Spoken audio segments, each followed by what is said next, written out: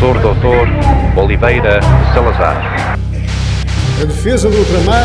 Mais uma vez, bem-vindos a uma viagem única pelo tempo. Aqui, posto de comando do movimento das Forças Armadas. Hoje mergulharemos nos acontecimentos que moldaram o destino de Portugal, a Revolução dos Cravos, ocorrida em 25 de abril de 1974. Preparem-se para reviver cada minuto dessa jornada épica, que trouxe liberdade e transformação ao país. Vamos começar. Canal Eduardo Oliveira apresenta. Neste vídeo, iremos narrar os eventos da Revolução dos Cravos, minuto a minuto. Vamos nos transportar para aquele dia crucial na história de Portugal, revivendo cada momento emocionante e transformador.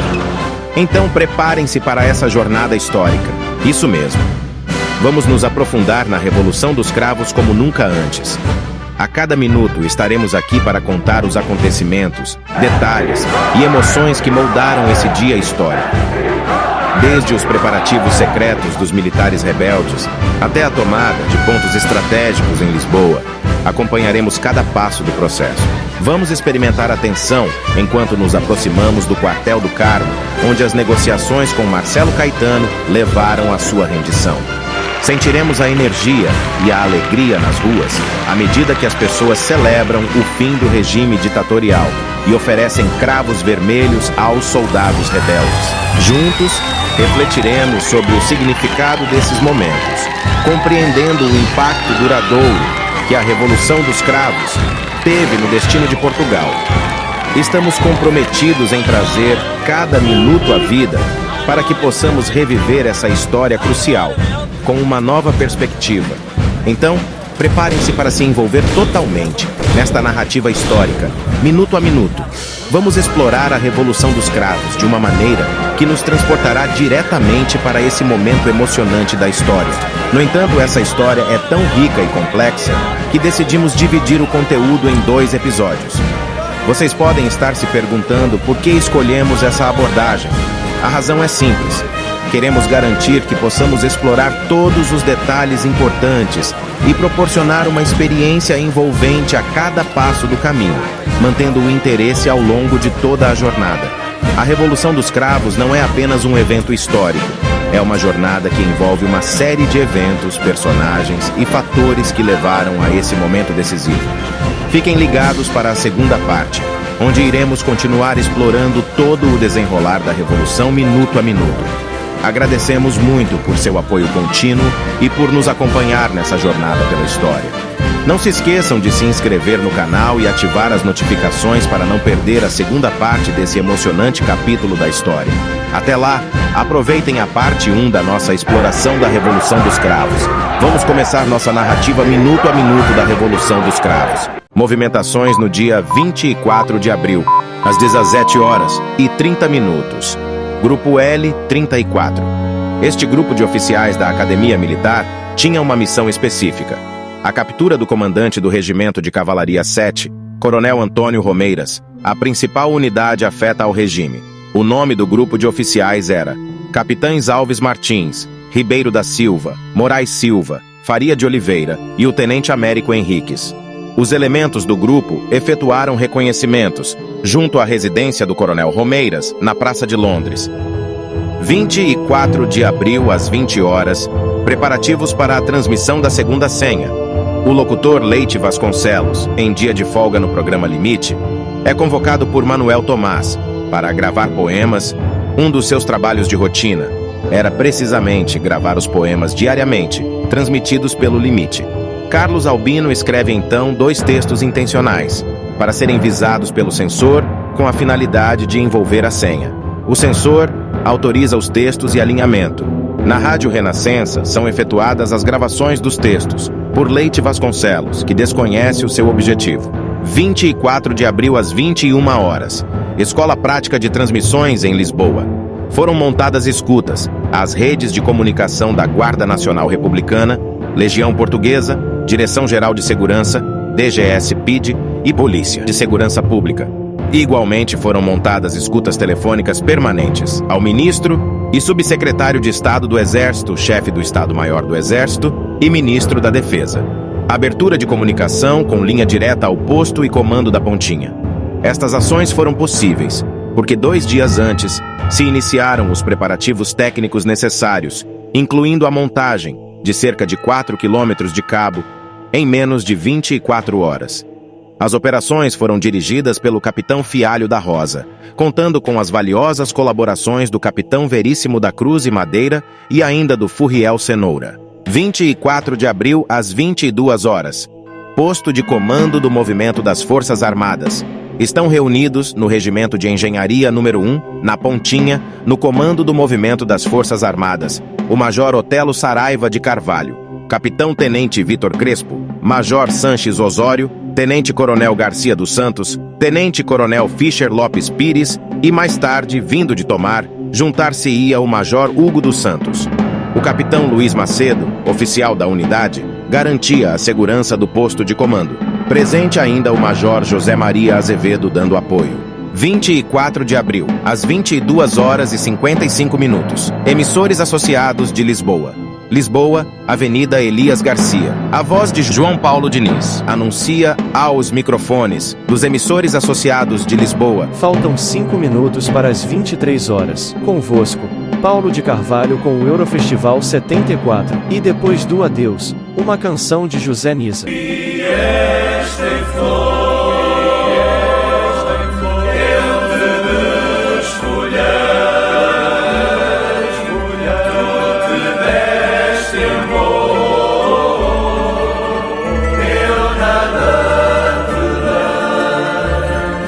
Este foi o primeiro sinal para que nas unidades aderentes se iniciassem os preparativos da sua participação nas operações militares a desencadear pelo movimento das Forças Armadas. –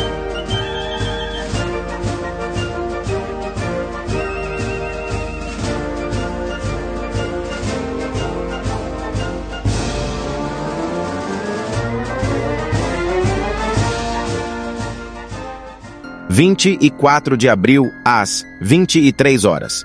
Escola Prática de Artilharia, Vendas Novas.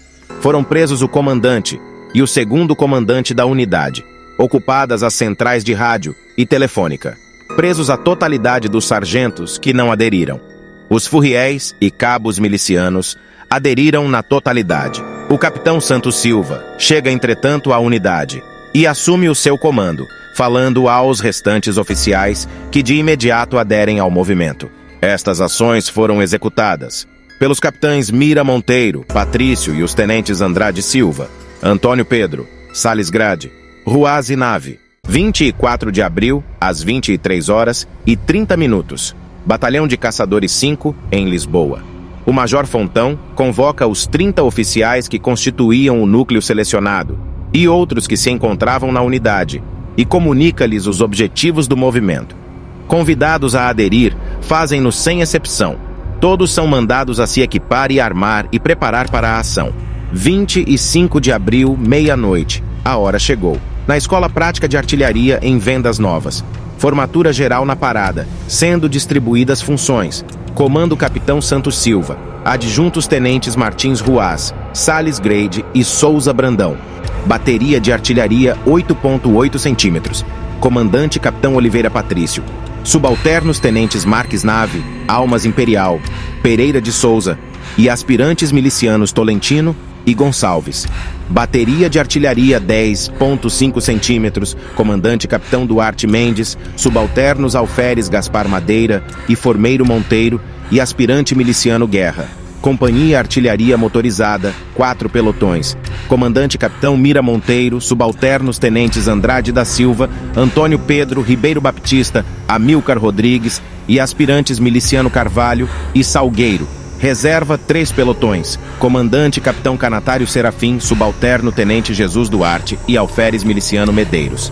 25 de abril, meia-noite e 15 minutos. Batalhão de Caçadores 5 em Lisboa. São reunidos todos os sargentos e cabos milicianos presentes na unidade, informados de forma idêntica aos oficiais e aderem sem exceção. São encaminhados para se juntarem aos oficiais das respectivas companhias. 25 de abril, meia-noite e 20 minutos. Rádio Renascença, Rua Capelo, em Lisboa. Paulo Coelho é o locutor de serviço nessa noite no programa O Limite. Sem saber dos compromissos assumidos por dois dos seus colegas, Carlos Albino e Manuel Tomás, quase faz perigar a transmissão da senha, a hora exata, por ter antecipado a leitura dos anúncios publicitários. Mas, após alguns momentos de tensão, no final da leitura do primeiro anúncio, Manuel Tomás, também presente na cabine técnica, consegue, dando um pequeno safanão, aparentemente sem intenção, na mão do técnico de som José Videira, provocar o arranque da bobine, que contém a senha. Então, pela voz previamente gravada, de Leite de Vasconcelos, através dos potentes emissores da Rádio Renascença, ouve-se a primeira quadra da canção, Grândola, Vila Morena, de José Afonso. Grândola, Vila Morena, terra da fraternidade. O povo é quem mais ordena dentro de ti, ó cidade. Grândola, Vila Morena, terra da fraternidade. O povo é quem mais ordena dentro de ti, ó cidade. Já no final da transmissão, o agente da censura, ali presente, dá sinais de que escutara algo que não era previsto. 25 de abril, meia-noite e 20 minutos. Regimento de Artilharia Ligeira número 1. Esta unidade, à entrada da Autoestrada do Norte, tinha sido reforçada por elementos do Regimento de Lanceiros 2, com capacidade de comunicação autônoma direta ao regimento, e 2 carros de combate M47 operacionais. O oficial do Movimento das Forças Armadas, Capitão Rosário Simões, tinha convencionado que a sua missão seria neutralizar a unidade, evitando a sua ação contra o movimento, pois a maioria dos oficiais não era aderente. Na véspera foram sabotadas as bocas de fogo, por forma a não poderem ser utilizadas, mas com capacidade de retorno rápido, caso elas viessem a ser necessárias para o movimento. 25 de abril, meia-noite e 20 minutos. Escola Prática de Administração Militar em Lisboa. Fazem parte do movimento os seguintes oficiais: Capitão Teófilo Bento, Carlos Gaspar, Felipe Henriques, Jesus, Tenentes Matos Borges, Santos Silva, Félix Pereira, Ávila, Cerdeira e Alferes Geraldes e Martins. Após ser ouvida a mensagem de confirmação no rádio, são presos os oficiais de dia e de prevenção. O Capitão Gaspar assume o oficial de dia. 25 de abril, à meia-noite e 30 minutos. Escola Prática de Infantaria, Mafra. Capitão Rui Rodrigues e Aguda ordenam a formatura da Companhia de Intervenção. Há 3 bigrupos de 50 homens. O Capitão Silvério põe em execução o planejamento de defesa da unidade. O Coronel Jasmins de Freitas é chamado à unidade, onde os majores Aurélio Trindade, a dirigir a atividade do movimento, e Cerqueira Rocha põem o coronel a par da situação e convidam-no a assumir o comando da unidade, que aceita. Meia-noite e 30 minutos, Batalhão de Caçadores, 5.016, encontrava-se em instrução de aperfeiçoamento operacional na sua unidade mobilizadora, Batalhão de Caçadores 9, em Viana do Castelo. Integrado no planejamento da operação Viragem Histórica, os seus oficiais reuniram-se a fim de receberem instruções do Major Medeiros de Almeida e Capitão Piteira Santos para o cumprimento das suas missões, que seriam ocupar e controlar o aeroporto de Pedras Rubras e o nó rodoviário do final da Via Norte no Porto. Meia-noite e 30 minutos. Regimento de Infantaria 14, Viseu. Os capitães Gertrudes da Silva, Arnaldo Carvalhais, Silveira Costeira, Aprígio Ramalho, Ferreira do Amaral, Amândio Augusto entram na unidade e iniciam preparativos, com o controlo interno da unidade. 1h e 30 minutos na Escola Prática de Cavalaria de Santarém, foi dada a ordem para acordar todo o pessoal e formar na parada, onde cada comandante de esquadrão pôs ao corrente a situação aos militares sob suas ordens, e da parte destes a adesão foi total, ao ponto de quase a totalidade quererem marchar sobre Lisboa. 1h e 30 minutos. Escola Prática de Administração Militar. Após a última abertura de portões, são acordados todos os oficiais, sargentos e praças. Os oficiais e sargentos foram informados dos acontecimentos e convidados a aderir. Os que recusaram foram detidos. Todos os que quiseram participar foram armados. Meia-noite e 45 minutos. Escola Prática de Cavalaria de Santarém. O Major Costa Ferreira e os capitães Garcia Correia, Bernardo e Aguiar tentam aliciar o segundo comandante da unidade, Tenente Coronel Sanches, a aderir ao movimento, sem sucesso. Todos os outros oficiais que se encontravam na unidade aderiram. 1h45 minutos. Batalhão de Caçadores 5, Lisboa.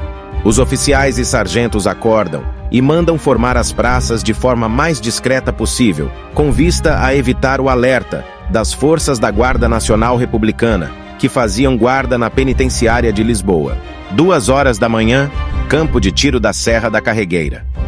Os capitães Oliveira Pimentel e Frederico de Moraes têm poucos homens, pois só contam com o tenente miliciano Silva Pinheiro e os aspirantes milicianos Simões, Moreira, Trindade e Serrinha. Praças só dispõem de 40 e de diversas especialidades. Missão: defender a todo o custo os estúdios da emissora nacional na Rua do Quelhas. Saem com 2 viaturas pesadas e um Jeep, num total de 47 homens. 2h da manhã. Regimento de Cavalaria 3. Missão: marchar sobre Lisboa com uma coluna de autometralhadoras e estacionar na zona da portagem da ponte sobre o Tejo, ficando a constituir reserva às ordens do posto de comando. Os capitães Andrade e Moura e Alberto Ferreira consideram problemática a saída da unidade, pois tem poucos apoios internos, e o diretor da arma de cavalaria estava de visita à unidade de Estremoz, e lá pernoitando.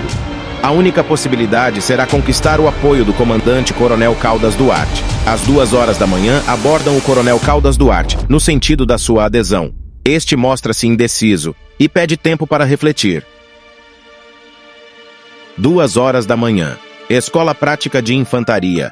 Comandada pelo capitão Rui Rodrigues, sai da unidade a Companhia de Intervenção a 3 bigrupos. Missão: ocupar e defender o aeroporto de Lisboa. 2h30 minutos. Regimento de Artilharia Pesada 3, Figueira da Foz.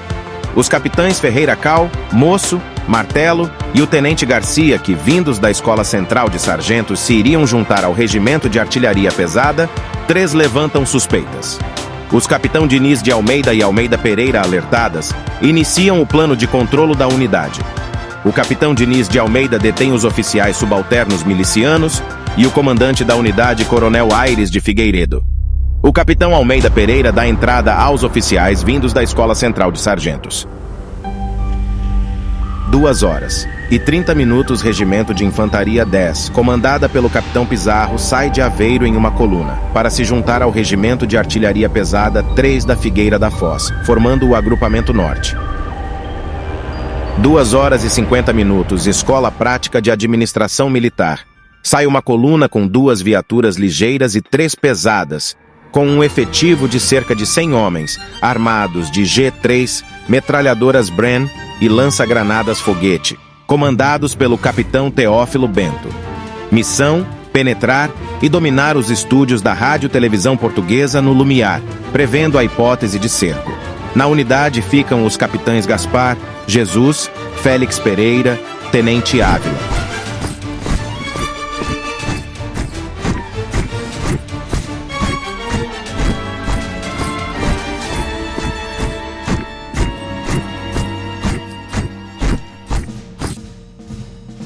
Três horas da manhã, no Batalhão de Caçadores 5, Campolide. As 2 companhias operacionais iniciam marcha apeada e saem pelo portão da Rua Marquês da Fronteira. A primeira companhia operacional, sob o comando do capitão Beatriz, inicia o cerco e instalação em redor do quartel-general da região militar de Lisboa, em São Sebastião. A segunda companhia operacional, sob o comando do tenente Mascarenhas, isola e assegura a proteção da área dos estúdios do Rádio Clube Português. O Major Fontão estabelece contato com os elementos da Força Aérea, que entraram nos estúdios do Rádio Clube Português, ficando a situação sob controle. De seguida, o Major Fontão desloca-se para junto da primeira companhia operacional.